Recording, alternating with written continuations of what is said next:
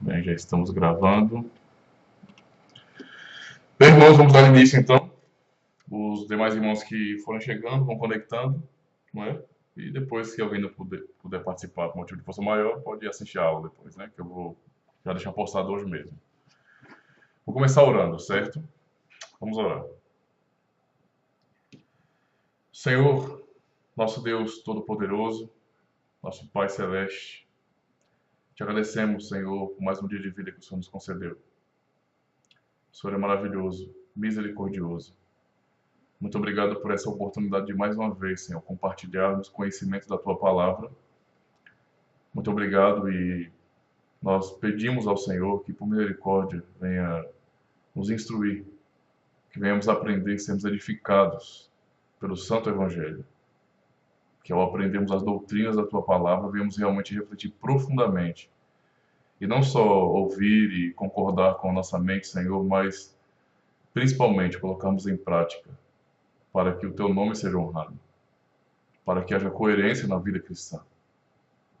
E assim, que a luz que o Senhor colocou sobre nós venha brilhar neste mundo e que venhamos, obedecendo a Tua palavra, verdadeiramente fazer com que o Teu nome seja honrado em nossas vidas. Muito obrigado. Em nome de Cristo Jesus nós oramos. Amém. Amém. Bem, irmãos, na aula anterior, nós concluímos a primeira parte do catecismo. Nós tivemos a parte introdutória, com a pergunta 1 e 2, acerca... na verdade, essa parte introdutória, do domingo 1, né, dia do Senhor 1, é uma parte sobre a introdução do catecismo, que mostra o principal consolo do catecismo, que nós aprendemos, não é? E um resumo da estrutura geral do catecismo, né? Nossos pecados, a primeira parte, a nossa salvação, como nós somos salvos, não é? Uma exposição bíblica sobre a nossa salvação e nossa gratidão, não é? Como levar uma vida de gratidão a Deus pela salvação que recebemos. Essas coisas estão completamente ligadas, certo? Quando nós falamos de salvação, não é? Nos termos bíblicos, nós pensamos justamente nisso, não é?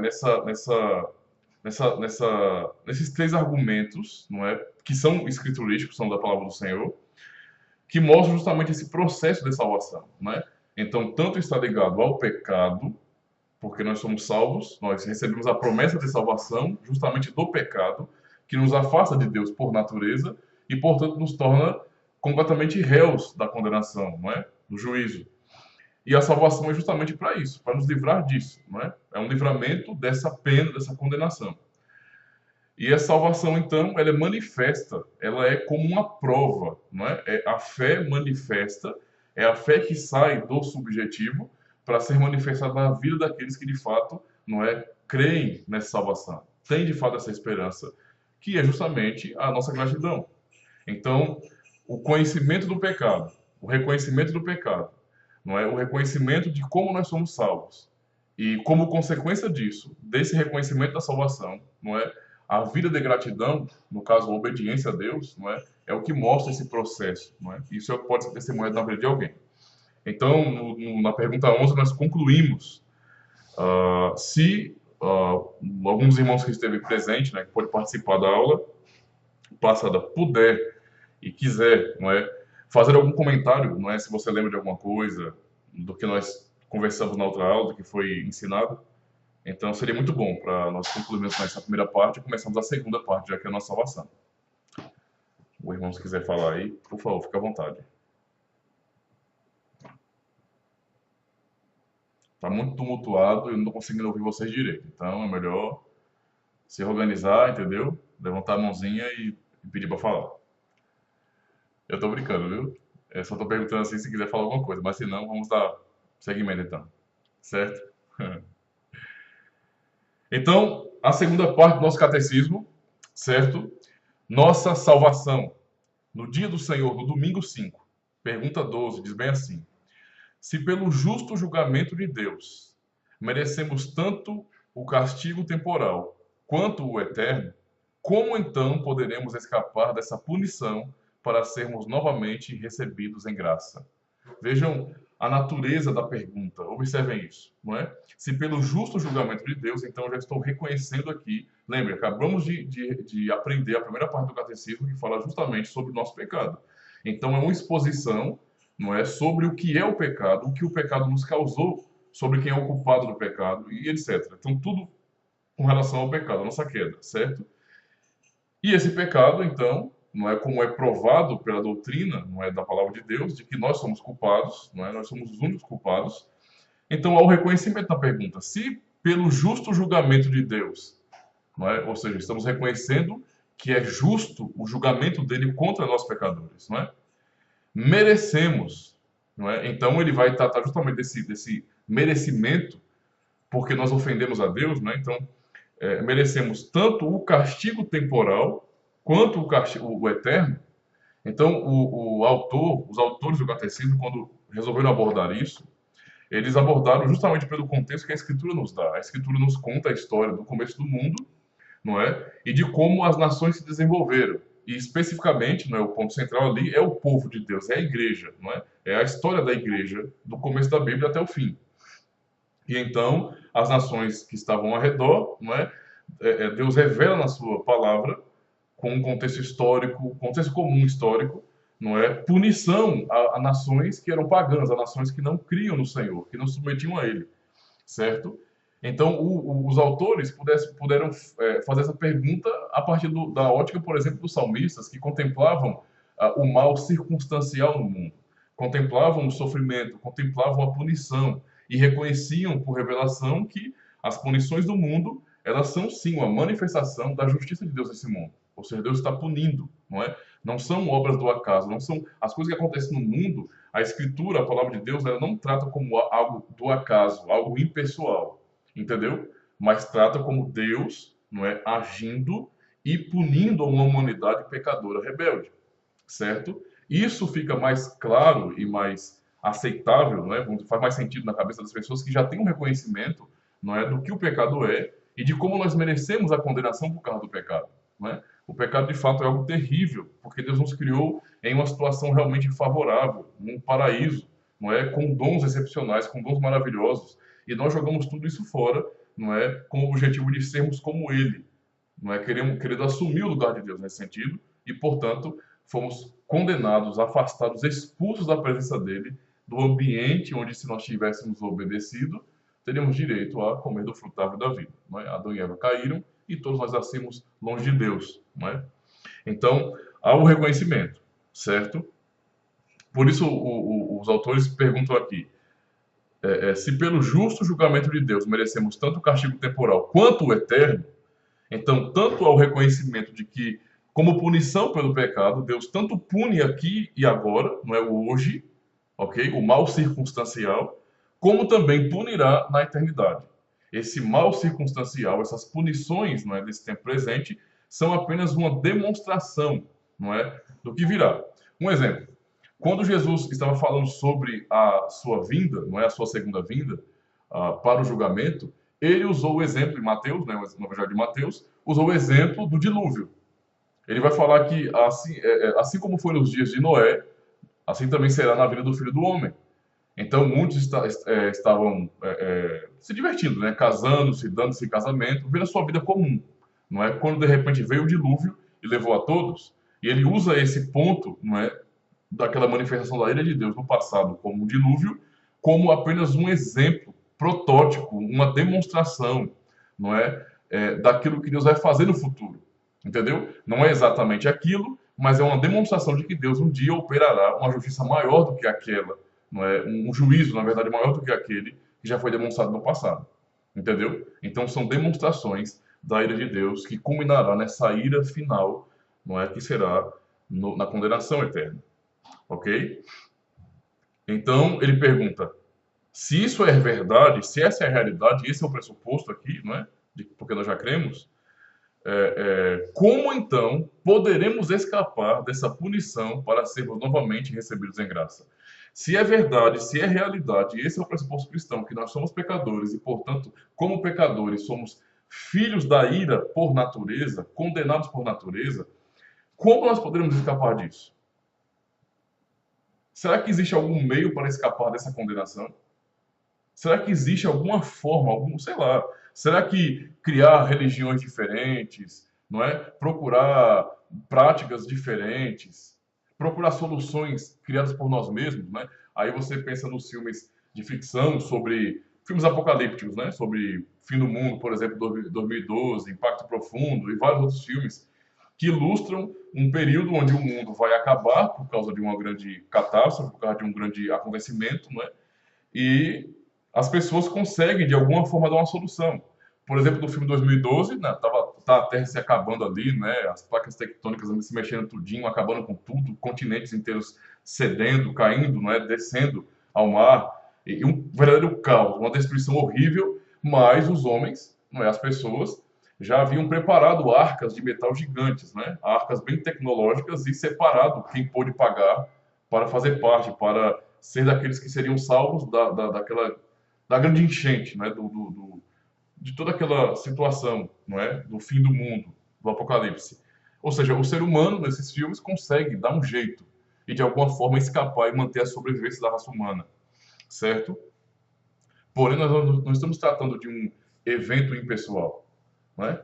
Estamos tratando de, como a própria pergunta aqui trata, não é? De um juízo, não é? Algo pessoal, um justo juiz, santo, todo-poderoso, que julgará, não é? Aqueles que são pecadores.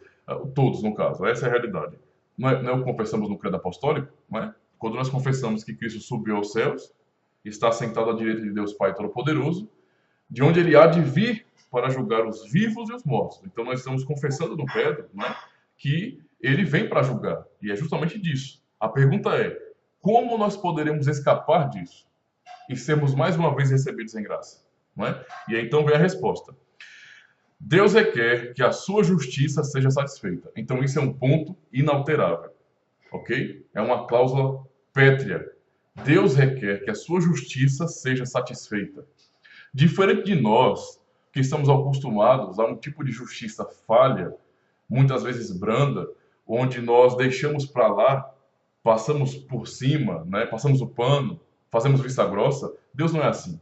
Nós fazemos isso porque muitas vezes nos dói a consciência, porque nós somos fracos também, pecadores, né? Então, às vezes, alguém reconhece que é pecador, tão falha como qualquer outro, e procura muitas vezes, não é que isso é certo, certo? Ok? Mas procura muitas vezes amenizar, não é juízo, amenizar a punição. Mas com Deus é assim? Por acaso Deus é como nós, pecadores? Pesa a consciência de Deus, não é? Condenar alguém? Nós não podemos jamais pensar nisso, não é? Porque Deus é santo, ele é perfeito, ele é todo-poderoso. E só o fato de você entender que ele é santo, não é? Significa dizer que ele é totalmente outro, totalmente puro, de tal maneira que ele não pode contemplar o mal, não é? E simplesmente não agir, e simplesmente não punir, não agir com juízo, certo? Deus não agir significa automaticamente uma negação da sua santidade, a sua justiça, a sua ira que vem da sua justiça, que vem da sua santidade, ok? Isso está completamente ligado, né? São seus atributos. E então ele responde: Deus requer que a sua justiça seja satisfeita. Por isso, nós mesmos devemos satisfazer completamente essa justiça, ou outro deve fazer isso por nós. Então o ponto é: erramos contra Deus. Não tem como se esconder dele, não tem como negociar com ele, não tem como subordiná-lo, não é? Nada de peita. Não tem como, ok? Ele não é corruptível. Deus não pode ser corrompido. Como eu já falei, ele é santo. Nós aprendemos isso em toda a Escritura, ele é santo. E, portanto, não há como dar um jeitinho brasileiro, não há como comprar, não é, o julgamento desse juiz. Simplesmente isso. Então, se nós pecamos, nós temos que pagar por isso, não é? Nós vemos isso de maneira imediata, ao mesmo tempo simbólica e profética na vida de Adão. Quando Deus deu o mandamento para Adão e Eva para não comerem do fruto da árvore do conhecimento do bem e do mal, ele disse o quê? Se vocês comerem, no dia que vocês comerem, certamente morrerão. Então, a promessa de punição imprecatória ali era de morte, ok? Essa morte tem um significado mais profundo do que simplesmente a morte física. Inclusive, a morte física é apenas uma consequência dessa morte principal, que é espiritual, que no fim, não é o que manterá aquele que não crê separado de Deus. Quando ele fala sobre a morte, né, que vocês morrerão, ele está falando justamente sobre perder tudo que eles tinham. A comunhão com Deus, a capacidade de conhecer a Deus de maneira correta, não é? A sua liberdade como eles tinham. Não é? Eles não eram escravos de nada, mas agora, perdendo esse dom, eles se tornariam escravos do pecado. A sua natureza seria corrompida, entendeu? E então o que eles gerariam, toda a humanidade que vem deles, né? A maneira como Deus cria, por meio de Adão e Eva, não é? Foi um método que ele estabeleceu. Todos nascem herdeiros desse pecado, todos já nascem pecadores, né? Com esse pecado original. E nesse sentido, todos já nascem mortos, ok? De fato, Adão morreu. Não imediatamente, da sua maneira biológica, né? Não foi uma morte biológica, mas foi uma morte espiritual, um afastamento real de Deus. A partir daí, não é que vem todo o desenvolvimento de falsas religiões, não é? Toda uma cultura pervertida e que se afasta de Deus, que distorce a verdade, que como Paulo fala em Romanos capítulo 1, ao contemplar e reconhecer que na criação há um poder, ou seja, há alguém todo-poderoso que criou todas as coisas, né? O poder de Deus se revela na sua criação. Essas pessoas que agora são pecadoras, são escravas do pecado, são por natureza corruptas, elas vão distorcer tudo isso. E elas vão criar religiões novas, elas vão atribuir a divindade ao sol, à lua, às estrelas, ao mar, aos animais, às plantas, e assim por diante, né? Você cria um verdadeiro panteísmo, politeísmo a partir disso, não é? Dessa distorção da natureza humana, que agora, diferente do que Adão e Eva eram antes de cair, não é? Ao reconhecerem que há um ser supremo, não conseguem conhecê-lo de maneira verdadeira, não é correta, e então distorcem tudo. A única coisa que o ser humano pode fazer pós-queda, sem a revelação de Deus, é idolatria. Simplesmente isso, não é? E é essa a situação da humanidade. Por isso que a resposta, de maneira muito clara, diz: veja, nós somos culpados disso, nós nos lançamos na morte, e no entanto, a realidade é que agora nós é que temos que pagar por isso, porque fomos nós que pecamos. Então, se nós caímos, nos tornamos criminosos contra a lei dele e já nascemos criminosos afastados dele, temos que satisfazer essa justiça, não é? Então, Deus, ele quer justiça, ok? O ofenderam, nós o ofendemos. Deus quer justiça e essa justiça precisa ser satisfeita, porque o que está aqui sendo demonstrado é a santidade dele, que é inegociável, inalterável, imutável. Percebe? Por isso nós temos que satisfazer, ou outro deve fazer isso em nosso lugar. O ponto é, alguém tem que pagar isso. E outro refere-se à pessoa. Alguém tem que pagar por isso. Aí que começa a fazer sentido um pouquinho a figura do mediador, né, da mediação. Até aqui tudo bem? Deu para entender direitinho? Eu vou ler um texto ah, da Bíblia, Êxodo capítulo 20, versículo 5, que diz bem assim, esse é a exposição do texto do segundo mandamento, né? Não faz parte de mais de escultura. Ele vai continuar aqui dizendo, não te encurvarás a elas nem lhe servirás, porque eu, o Senhor teu Deus, sou Deus zeloso, que visito a iniquidade dos pais nos filhos até a terceira e quarta geração daqueles que me odeiam ou me aborrecem. Ou seja, para o próprio Israel, Deus está dizendo, eu visito a iniquidade, não é? Ou seja, eu trago justiça contra a iniquidade. Essa é a maneira de Deus agir, não é? Ele de fato castiga. Isso não pode ser negado por nós, não é? É o que toda a Escritura ensina. E nós, quando dizemos que cremos em Deus, quer dizer que nós cremos em tudo que Ele revelou dele mesmo, não é? De si mesmo, ok? Alguma dúvida, alguma pergunta, alguma colocação sobre essa primeira pergunta, a pergunta 12 e resposta? Até agora? Pode falar. Eu fiquei com uma dúvida em Sim, relação à questão da ilha de Deus. Está dando para ouvir? estou ouvindo. Em relação à ilha de Deus, né? Você falou que a ilha de Deus se manifesta também nos nossos dias. Sim, Mas quando a gente vê, né, muitos místicos, você não vê um certo castigo já nesse presente século, né, igual foi a questão da arte. Né? Você vê ele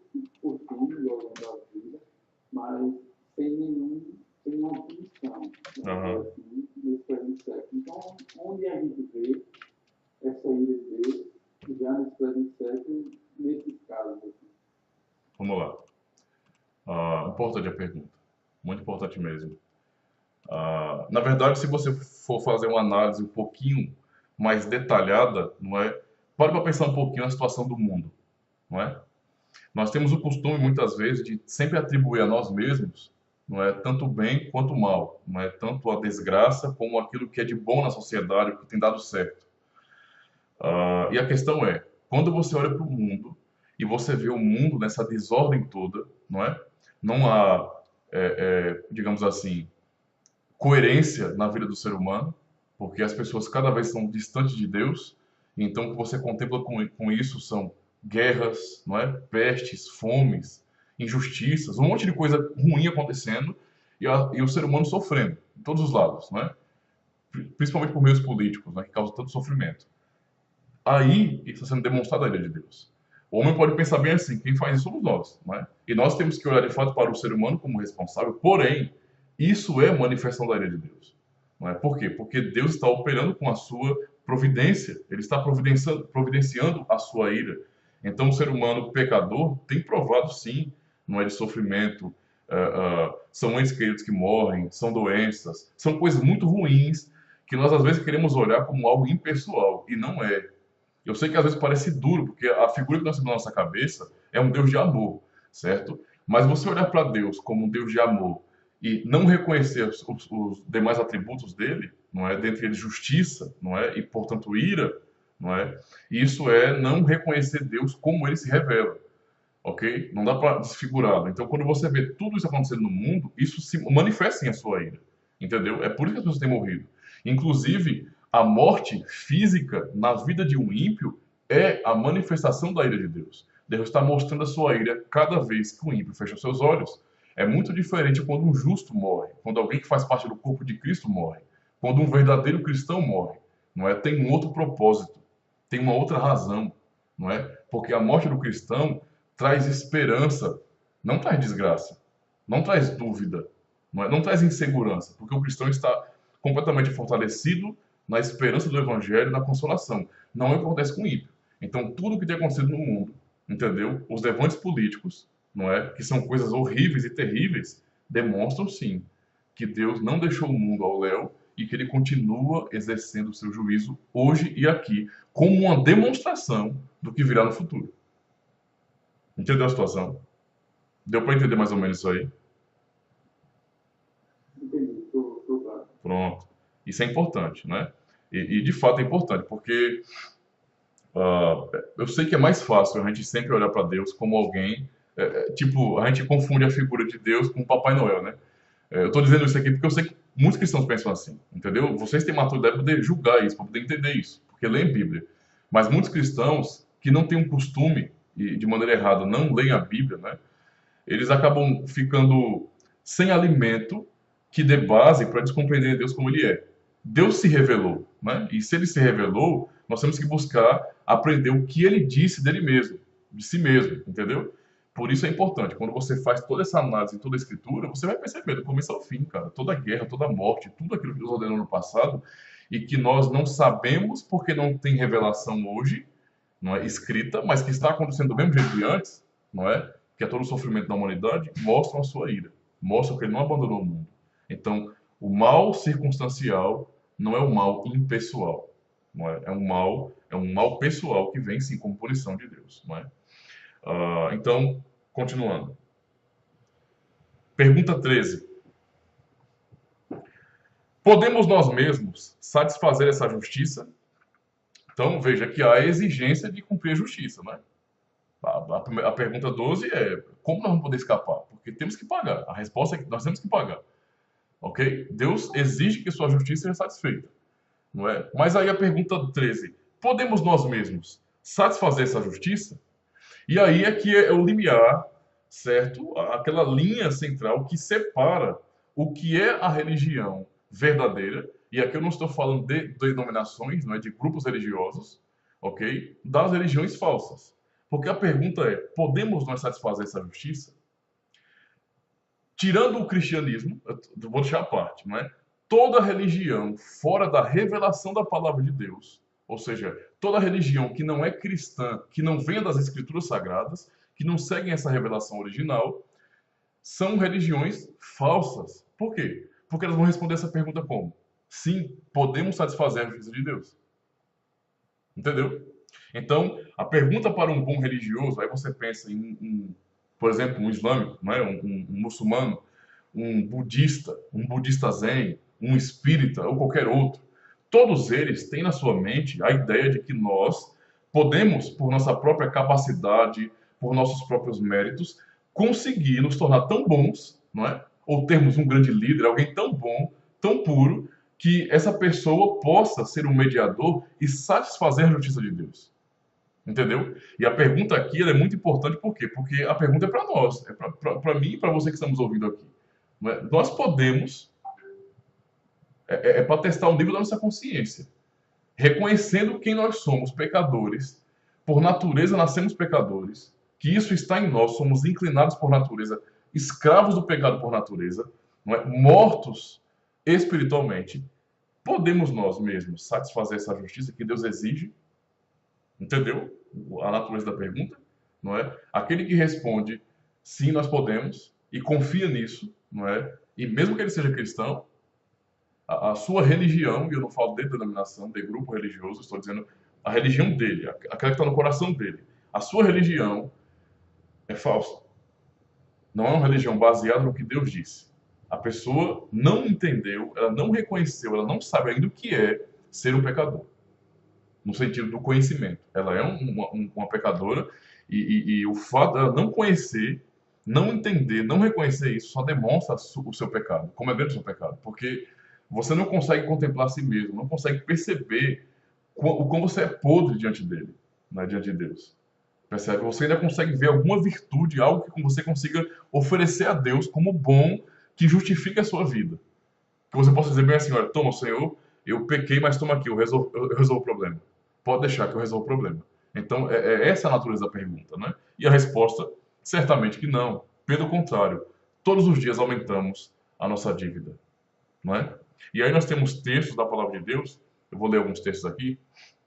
Por exemplo, o texto de Salmos 130, verso 3, quando o salmista diz: Se tu, Senhor, observares as iniquidades, Senhor, quem subsistirá? Não é? Olha a reflexão do salmista nesse salmo. Não é? Se o Senhor observar, se o Senhor for agora começar a nos destruir, não é? Por causa de nossas iniquidades, porque nós pecamos, se o Senhor for contabilizar isso e trazer a punição logo já, quem subsistirá? Quem pode escapar disso? Entendeu? Se o Senhor fosse considerar os pecados, e aí você tira, não vamos falar de Cristo agora, ok? Não vamos falar de Cristo agora, mas sem considerar Cristo, se Deus simplesmente não considerasse isso, não é? Mas olhasse para os nossos pecados, eu não vou olhar para o meu filho, eu vou olhar para vocês, quem vocês são. Vou considerar os pecados de vocês. A pergunta do salmista é: quem subsistirá? Né? Quem pode se manter? Quem pode permanecer, prevalecer diante dele? Né? E a pergunta é uma pergunta retórica. Nós sabemos a resposta. Né? Não, ninguém. Entendeu? Absolutamente ninguém. Né? E é isso que o salmista ensina. O próprio Senhor Jesus Cristo, na oração, ensinando seus discípulos, a oração do Pai Nosso, né? Quando vai falar sobre pecado, ele vai dizer o quê? Mateus capítulo 6, versículo 14. Versículo 12, né? E perdoa-nos as nossas dívidas, assim como nós perdoamos aos nossos devedores. Jesus nos ensina a pedir perdão a Deus, ou seja, nos ensina a reconhecer que nós somos pecadores e que o perdão só vem de Deus. É uma coisa dada por nós, pedimos reconhecendo que Ele é quem nos dá esse perdão. Nós não alcançamos mérito para merecer o perdão, nós não alcançamos justiça na nossa própria vida para merecer o perdão. É Deus quem dá esse perdão, não é? Quando Jesus diz para orarmos ao Pai pedindo que Ele nos perdoe, é justamente falando sobre isso. Só Ele tem esse perdão, não é? Vocês não podem alcançar esse perdão. Ele dá esse perdão, porque esse perdão é dele, não é? Por isso a resposta do catecismo, certamente que não. Pelo contrário, todos os dias aumentamos as nossas dívidas. Esse entendimento que o catecismo fala aqui, baseado nesses versículos bíblicos, né? Também de Romanos 2, verso 4 e 5, eu vou ler aqui também, que ele diz bem assim: ou desprezas tu as riquezas da sua benignidade e paciência e longanimidade, ignorando que a benignidade de Deus te leva ao arrependimento? Mas segundo a tua dureza e teu coração impenitente, entesouras ira para ti mesmo, aliás, ira para ti no dia da ira e da manifestação do juízo de Deus. Ou seja, o máximo que nós conseguimos fazer, seguindo o nosso próprio caminho, é apenas acumular ira sobre ira. Entendeu? É esse o problema das religiões que são falsas. Elas não têm a revelação de Deus, não é? E as pessoas que seguem tais religiões, elas vivem iludidas com a ideia, não é, de que elas podem alcançar essa justiça. Enquanto aquele que recebeu a revelação de Deus, um cristão verdadeiro, pelo conhecimento da palavra, ele sabe que ele não tem condições, não é, de alcançar sequer um dia de alívio dos seus pecados, por sua própria conta. Ele sabe porque todos os dias ele peca, não é? Se tem uma coisa que Deus nos dá, é conhecimento disso. Quando o Senhor nos ensina a sua palavra, quando o Senhor nos dá e nos ordena a sua lei, é para nos mostrar nossas falhas. É para nos mostrar que na nossa tentativa de cumprir os mandamentos, nós falhamos. Todos os dias. Todos os dias, em algum momento, nós falhamos. Não é? E não só porque nós falhamos ativamente, não é? Pecamos, mas também porque nós já somos pecadores. Então, alcançar, satisfazer a justiça de Deus é algo impossível. Entendeu? É como eu não conseguir mudar a essência de algo e travestir esse algo de algo bonito. Não é? É como pegar, por exemplo, eu vou usar um exemplo nojento aqui, para vocês entenderem. É como pegar vou pensar aqui. Carne estragada, né? Com um cheiro terrível, ruim, um mau cheiro terrível, um odor miserável. Carne estragada. Eu coloco numa caixinha, não é? E embalo com um papelzinho de presente muito bonito, perfumo por fora e entrego. Eu consegui mudar a essência do que é o presente? Não. Aquilo que eu estou oferecendo é algo bom, é algo verdadeiramente cheiroso. Qual é a essência daquilo? A essência é a podridão. Entendeu? Então, por mais que eu consiga disfarçar isso externamente, entendeu? Vestindo aquilo de algo bonito e cheiroso, não vai mudar a essência. A essência é podre. Entendeu? Então, o reconhecimento cristão, bíblico, é esse. É você entender o seguinte, que se for por você mesmo, você está perdido. Porque todos os dias nós só aumentamos a nossa dívida. Por isso o salmista diz, se Deus for considerar isso, se ele for contabilizar isso para você agora, quem pode subsistir? Ninguém. Entendeu? Absolutamente ninguém.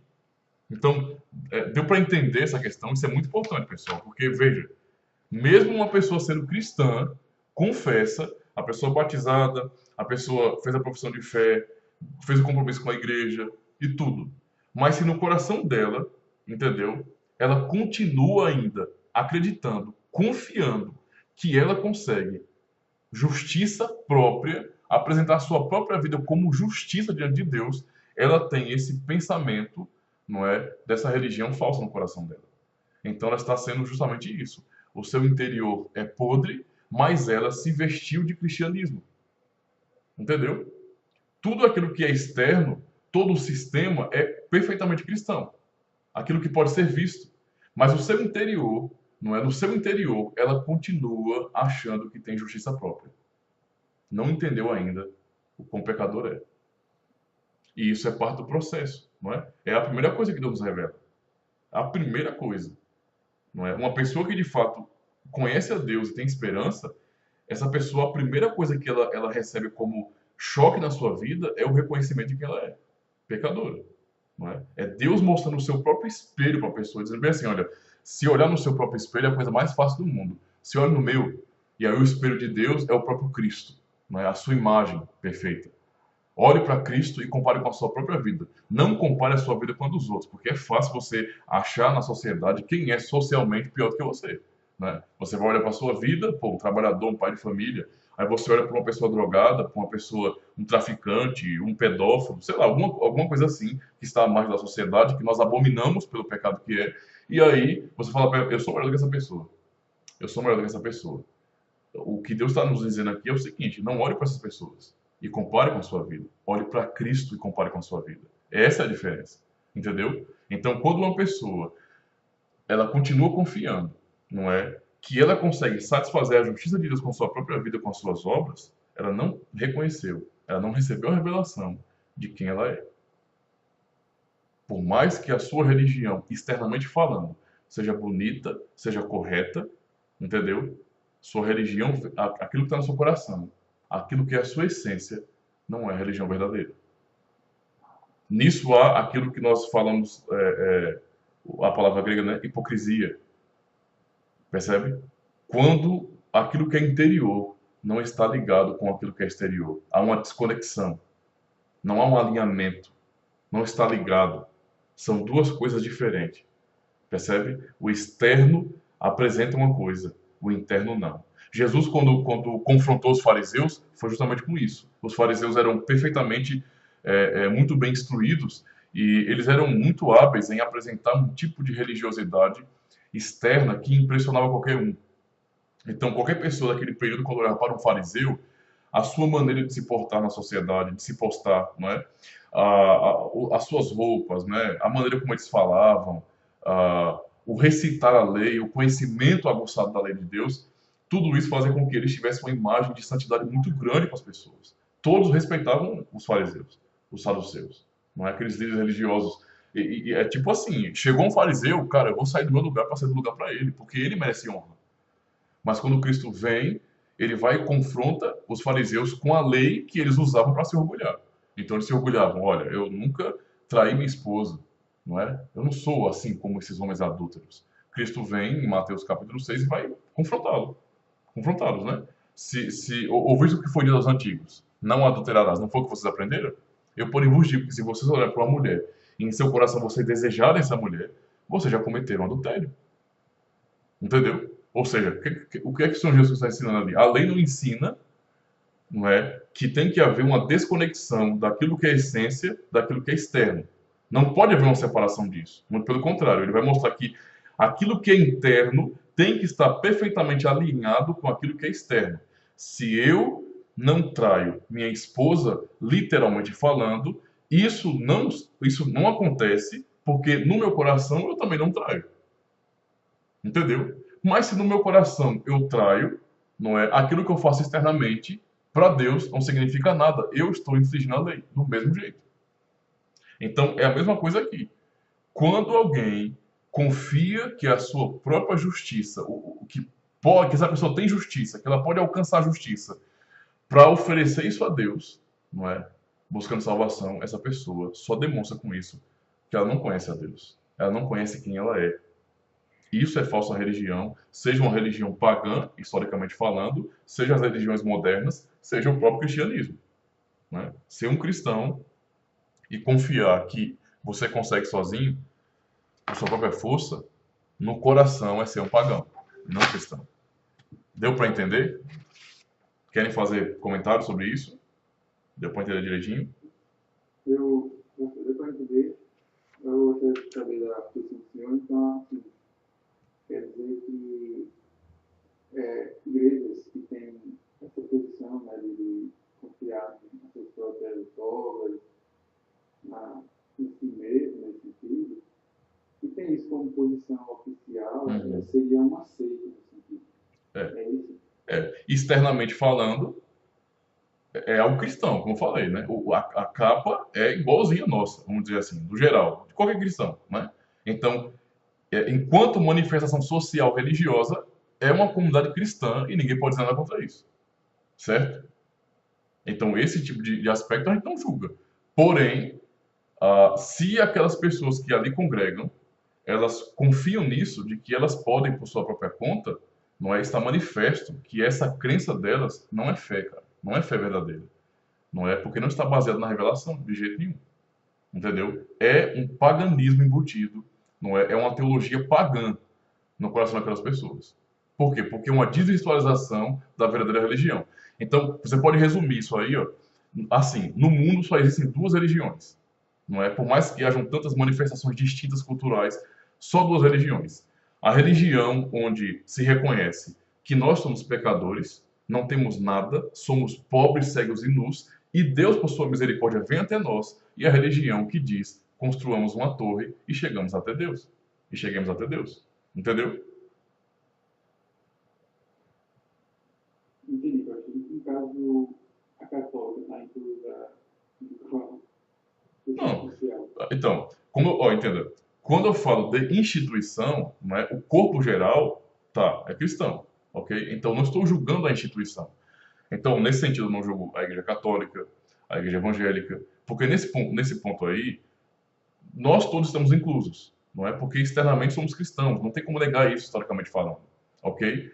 A pergunta é, o que é pregado e o que é crido nessas comunidades, entendeu? Então, nesse sentido, se um católico romano, eu não vou julgar ele porque ele é católico, assim como eu não vou julgar ninguém porque é de uma Assembleia de Deus, não é esse ponto. Mas se essa pessoa chega e diz bem assim, eu creio, não é, que Jesus Cristo fez a parte dele e eu faço a minha. Se eu não fizer a minha parte, eu não serei salvo. Eu consigo entender e eu creio que eu preciso me esforçar e Deus me salvará porque eu fui uma pessoa boa, porque eu alcancei essa justiça. Eu mereci a salvação, eu corri atrás, fiz minha parte. Se alguém chega ao ponto de pensar assim, não é? Essa pessoa é uma pessoa pagã no seu coração. E aí, isso tanto é uma realidade dentro da Igreja Católica Romana, como é uma realidade na Igreja Evangélica do mesmo jeito. E como é uma realidade em toda a religião pagã no mundo. Entendeu? Pronto. Exatamente isso. Esse é o ponto, não é? Isso é isso que a gente tem que fugir. Né? É aí que você vê essa divisão de religião no mundo. A pergunta 14. Faltam duas perguntas só, viu? Para concluirmos. Pergunta 14. Qualquer mera criatura pode satisfazê-la por nós? Então, a justiça tem que ser satisfeita, certo? Isso já foi reconhecido. Beleza? Nós podemos satisfazer? A resposta bíblica é não. Não podemos, de forma nenhuma. Não conseguimos fazer isso.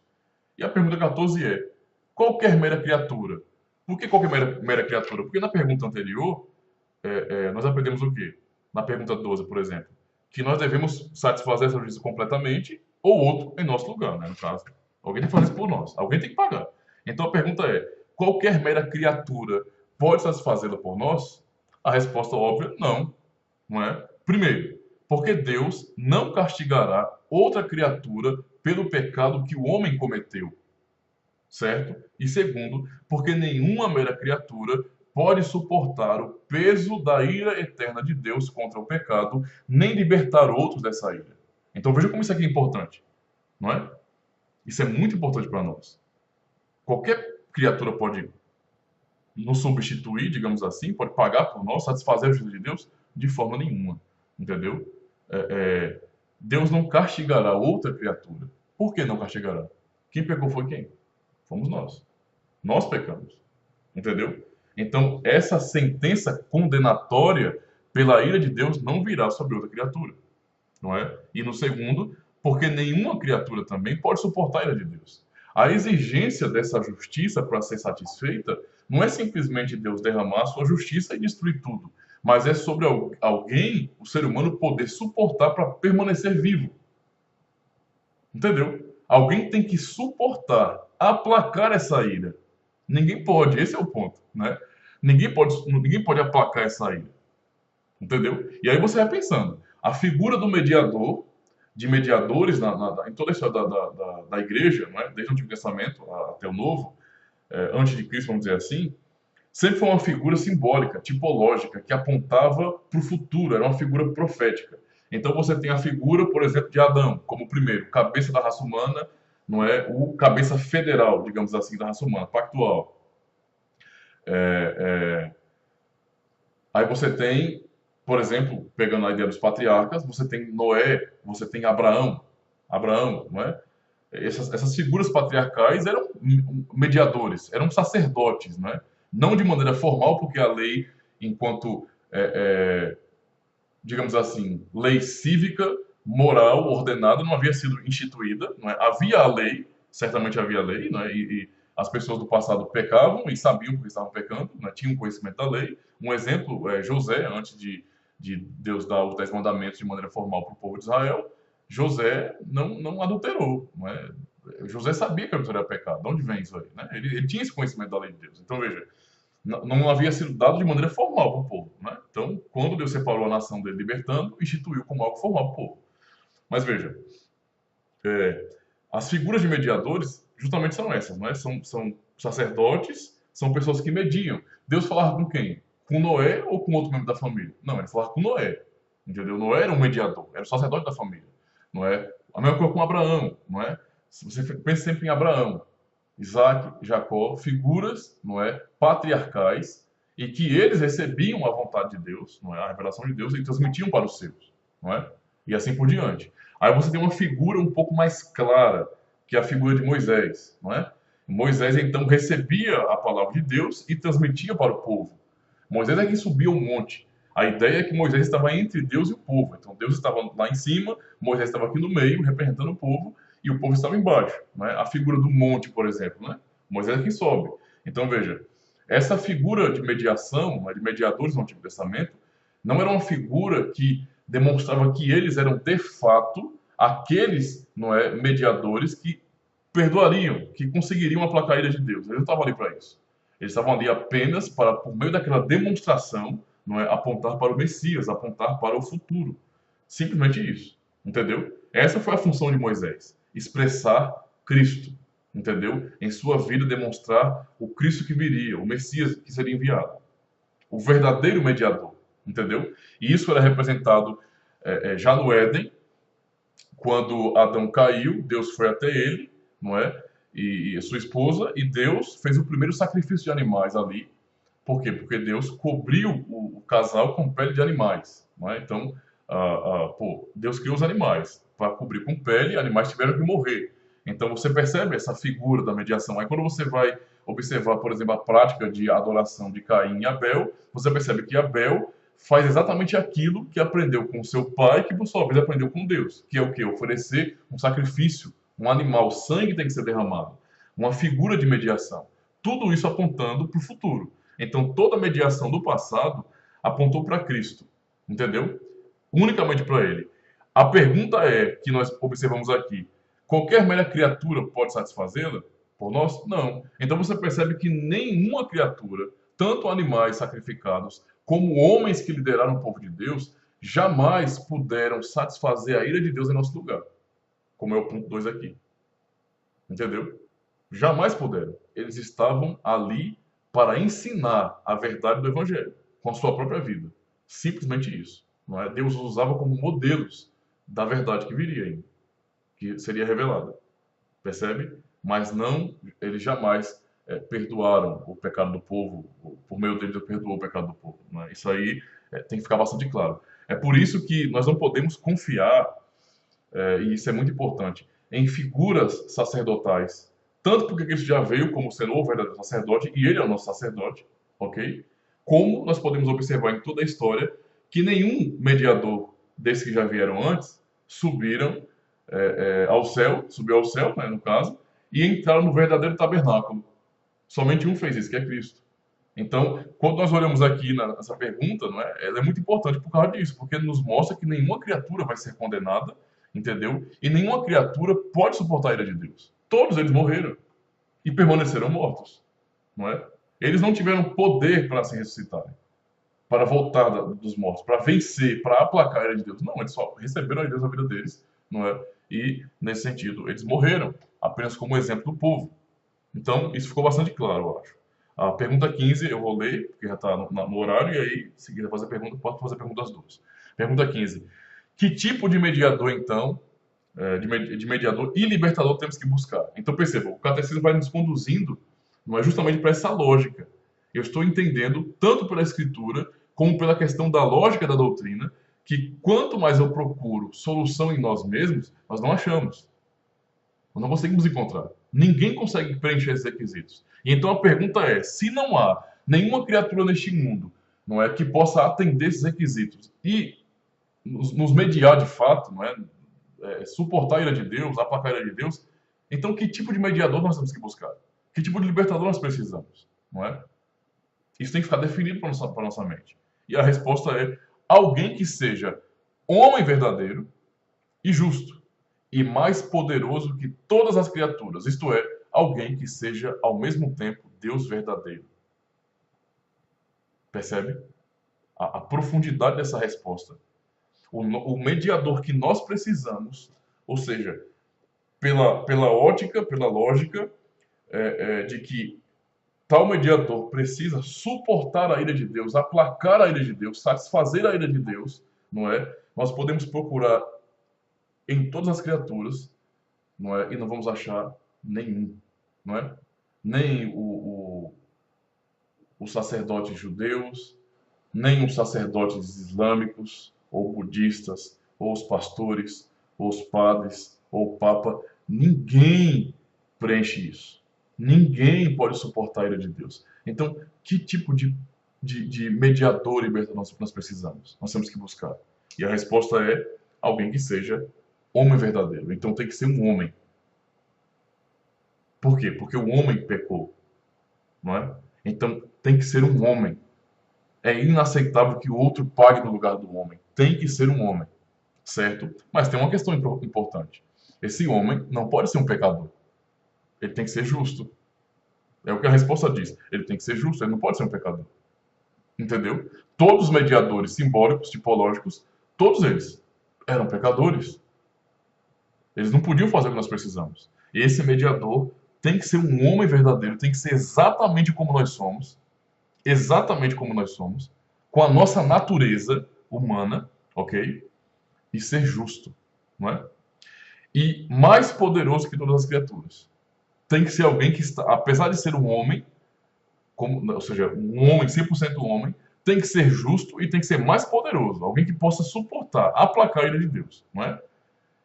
Mais poderoso que todas as criaturas. Isto é, só quem se encaixa nisso? Alguém que seja, ao mesmo tempo, Deus verdadeiro. Aí você percebe, né? Como o catecismo vai nos guiando de maneira lógica para chegarmos a Cristo. O catecismo chega a ser bem claro e pensando justamente naquilo que é óbvio. Né? Você vai chegar por aí, você vai seguir esse caminho, fazendo essas perguntas e você vai chegar em Cristo. Não tem outro.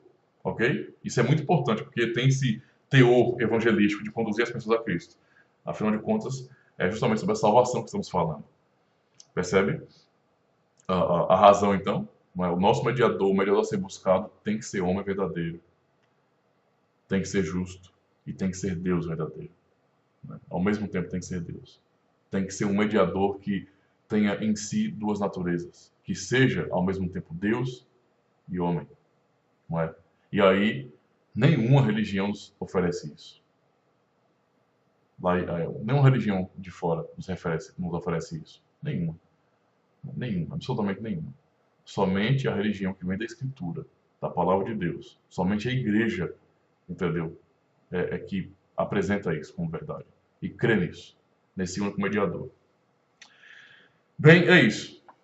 Certo? Quer fazer pergunta ou comentário? Esse é o momento final, então, certo? Daqui nós terminamos.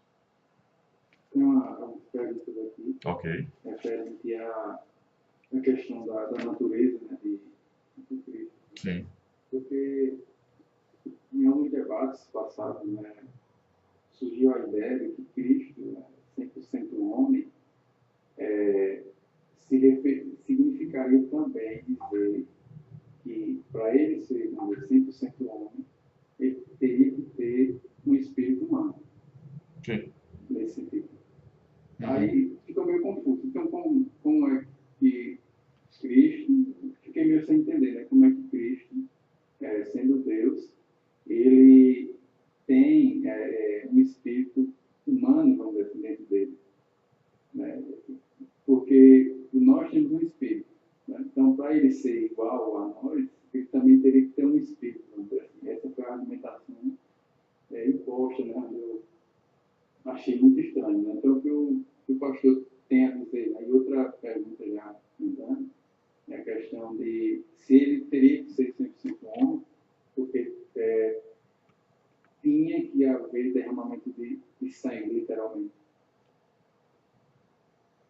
Ok, ok. Muito bem.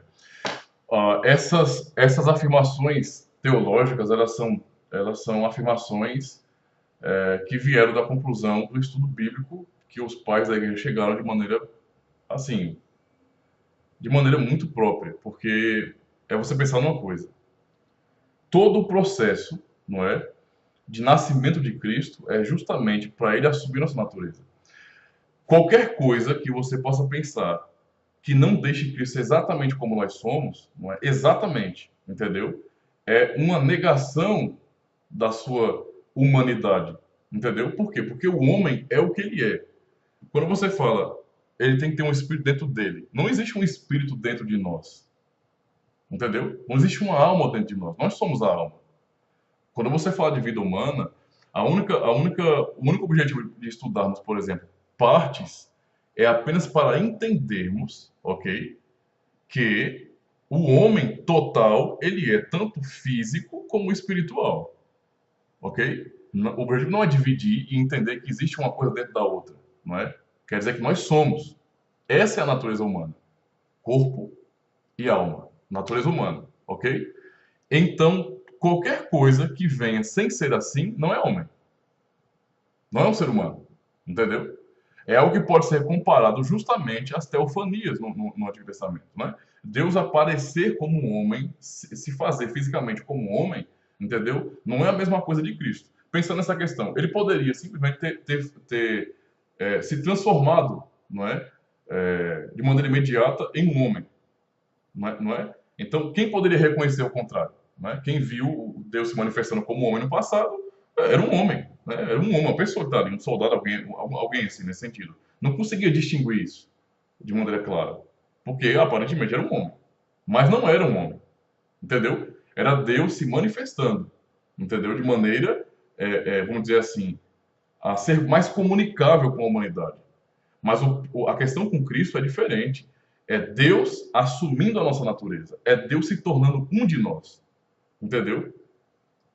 Esse é o ponto. Então, Cristo, quando vem, todo o processo revelado do seu nascimento mostra que ele é exatamente como nós somos. Exatamente como nós somos. Entendeu? Por isso ele nasceu. Por isso ele não se transformou em um homem de maneira instantânea. Por isso ele nasceu. Por isso ele passou por todo o processo. Por isso, não é? Ele disse, ele nasceu de uma mulher, ok? Foi gerado como uma criança comum. O único diferencial que tem na gestação de Cristo é o Espírito Santo, não é? Que cobre, como Lucas capítulo 2 nos ensina, Maria com o seu poder, justamente para quê? Para que ele não herde o pecado. Ele não pode ser pecador. Ele tem que ser perfeito, justo. Então o Espírito Santo está ali cobrindo Maria para livrar essa natureza humana sendo gerada no ventre dela, completamente humana, sem pecado. Então o papel do Espírito Santo é isso, né? É gerar o Filho de Deus ali no ventre de Maria sem pecado. Né? Por isso essa ação dele. A partir daí o que acontece? Ele nasce de maneira comum, ele é amamentado, ele desenvolve, ele amadurece como uma pessoa comum até chegar o momento do seu ministério. Entendeu? Ele passa por tudo e por todo o processo de uma vida humana comum. Entendeu? Para ser demonstrado. Não só no seu nascimento, na sua vida e também na sua morte e ressurreição. Nos seus 3 dias morto, vamos dizer assim, tudo é para demonstrar que ele, como qualquer um de nós, é um homem perfeito. Ele é exatamente um homem, entendeu? A Escritura não tem que dizer 100% homem, porque ela não diz isso de ninguém. Você não vai achar nenhum texto bíblico dizendo que alguém é 100% homem. Por quê? Porque isso é o óbvio. A natureza humana é isso. Entendeu? A natureza humana é isso. É isso que o ser humano é. Então, quando Deus promete esse mistério do Evangelho, ele está dizendo que Cristo veio e se tornou um homem. Entendeu? Não foi uma transformação, ele de fato se tornou um homem. É a sua identidade, é a sua natureza, é quem ele é. A confusão que vem é se você for querer entender o ser humano de maneira dicotômica, não é? Dividindo partes, imaginando que existe uma coisa dentro da outra. Aí você vai pensar bem assim: o eterno Filho de Deus está dentro de Cristo, ou há um espírito humano dentro de Cristo. Não existe negócio de dentro. É quem ele é a sua identidade. Não é? Quem é Jesus Cristo? Ele é Deus, homem. Percebe? Isso não pode ser dividido, porque ele se tornou um de nós. Ele se fez homem. não é? Esse é a ideia que o texto da Bíblia traz para a gente. Por isso há tanta referência sobre a sua vida comum, entendeu? É claro que isso não exalta a pessoa de Maria, não é como, assim, não eleva Maria nesse sentido, né? Não diviniza a sua natureza, mas mostra que ele é exatamente como seus irmãos, né? Gado fala sobre isso, Hebreus também, que ele é exatamente como seus irmãos, não é? Ele veio para ser um filho de Abraão, não é? Da linhagem, não é? Foi a promessa que Deus fez a Abraão. Então ele tem que ser exatamente como os filhos são, entendeu? Porém sem pecado. Em tudo igual aos seus irmãos, porém sem pecado, como Hebreus nos ensina. Então é disso que se trata. Não pode se haver essa separação, entendeu? De imaginar que existe uma coisa dentro da outra. Isso aí é um pensamento dicotômico. A doutrina, nesse sentido de que já é 100% homem, é completamente bíblica por causa disso. Se você observa todo o processo comum do nascimento, é igual ao nosso. Né? Para você entender isso, existe algo no grego, que é hipostase, né? Que fala sobre a união hipostática de Cristo, mostrando como que a vida é gerada. Eu estava explicando isso para uma pessoa hoje no meu trabalho, mostrando por que, que nós temos uma ligação tão grande com nossos parentes, né? Porque o que nós geramos não é só carne, não é só uma geração biológica. Quando um homem e uma mulher casam-se, não é? A ideia de casamento, como a Bíblia revela, e de geração de filhos, é essa hipostase. Você está gerando uma vida, não é? Como você. Então, essa geração de vida, ela que vem pelos pais, não é? É o processo que Deus ordenou, é uma geração de vida não só biológica, tudo está indo ali, entendeu? Tudo está indo ali. É corpo, é alma, é tudo que está indo ali, entendeu? Não é a matéria gerando matéria e Deus preenchendo a matéria com alguma coisa, não. Tudo está indo ali. Isso é a vida. O homem é assim, é inseparável. A única coisa que separa o homem, não é? Que é aquilo de mais terrível, entendeu? Que faz com que nós percamos todo o significado nessa vida, é a morte, entendeu? É a morte, não é? Que já tem promessa de restauração para que isso não aconteça mais. Ok, mas é um processo de punição, é a separação de nós mesmos. Simplesmente isso. Não há dois de nós, não é? Nós somos o que somos, não é? Então é esse é o homem que Deus apresenta, né? A natureza humana apresentada na Bíblia. Deu para entender mais ou menos? Deu para compreender. Então, acho que o que realmente causou confusão é a visão até dicotômica, né? Isso, Por esse lado, de vai de impactos, que a isso. gente for por esse lado aí de visão, né? De que Deus tem, vamos dizer assim, um espírito, Deus, né? Que é espírito, e um espírito humano dentro dele. Então, por exemplo, Aham.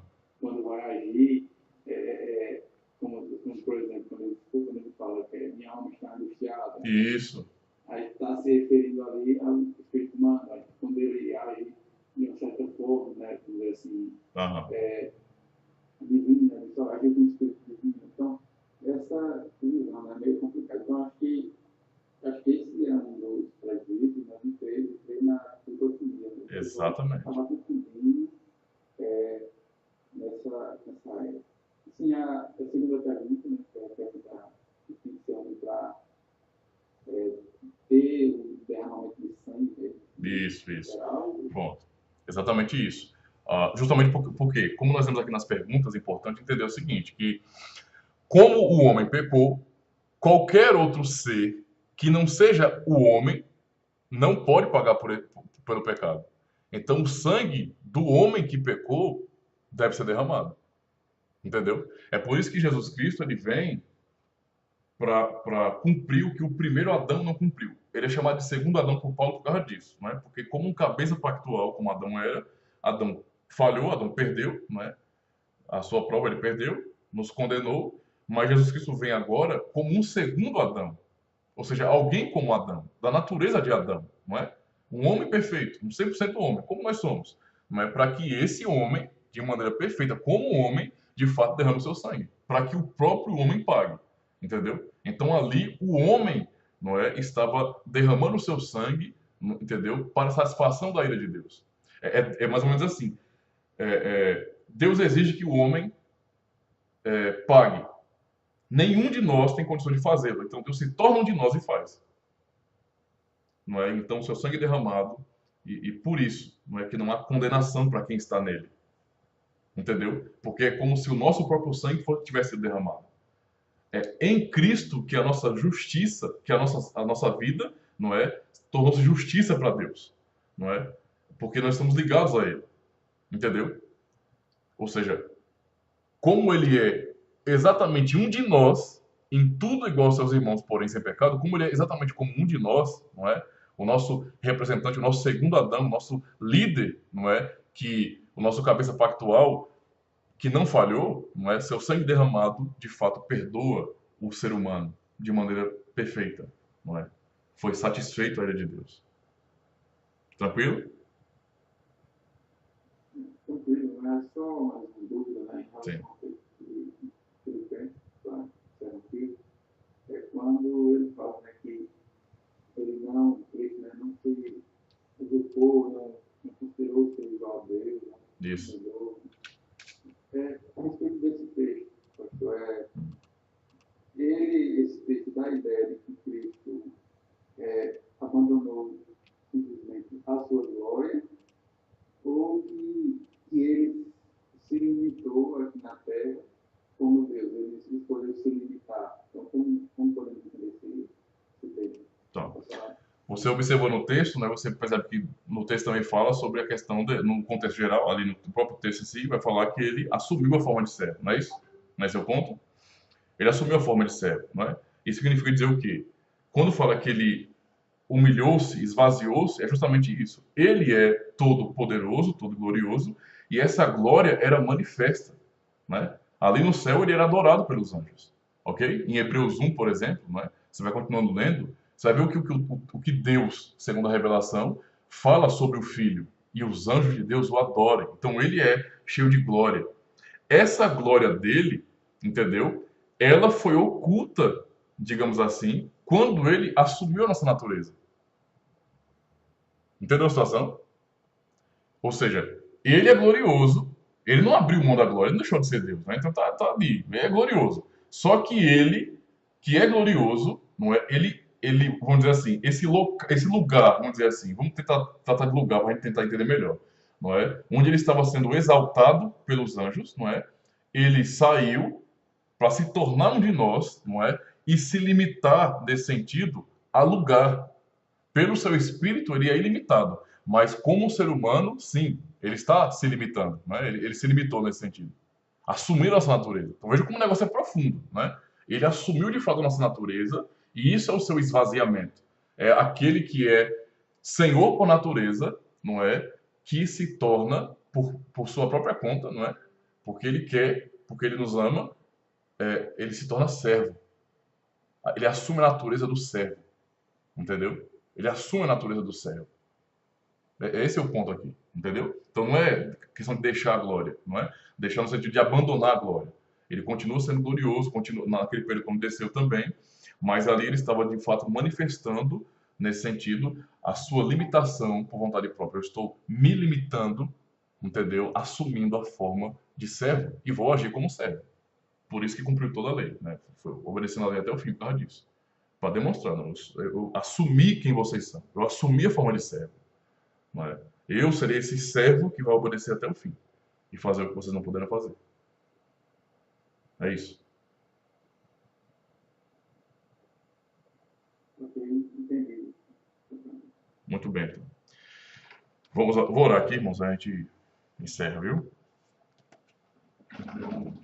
Bora. Senhor, te agradecemos por essa aula, por mais essa aula, Senhor. Muito obrigado. Muito obrigado, porque tudo que nós sabemos não é fruto de nossa capacidade intelectual, porque nós somos falhos, limitados demais. Isso não diz respeito a este mundo, é algo que está completamente além. Só sabemos e podemos confiar e cremos por causa da tua graça, por causa da tua misericórdia. Obrigado por nos revelar por tua palavra, pelo Santo Evangelho, quem teu filho é e o que ele fez por nós, assumindo nossa natureza e verdadeiramente morrendo por nós, nos dando a plena certeza de que nós, em Cristo, morremos na cruz. Que o nosso igual, representante, estava ali. Aquele que assumiu quem nós somos. assumiu nossas dores, nossos sofrimentos, nossas angústias, a tal ponto de, em sua oração no monte, antes de ser pego para ser humilhado, orar que a sua alma estava triste até a morte, em uma situação tão terrível que chegou a suar gotas de sangue e até mesmo a ser consolado. Até mesmo uma criatura, um anjo, desceu para tentar consolá-lo.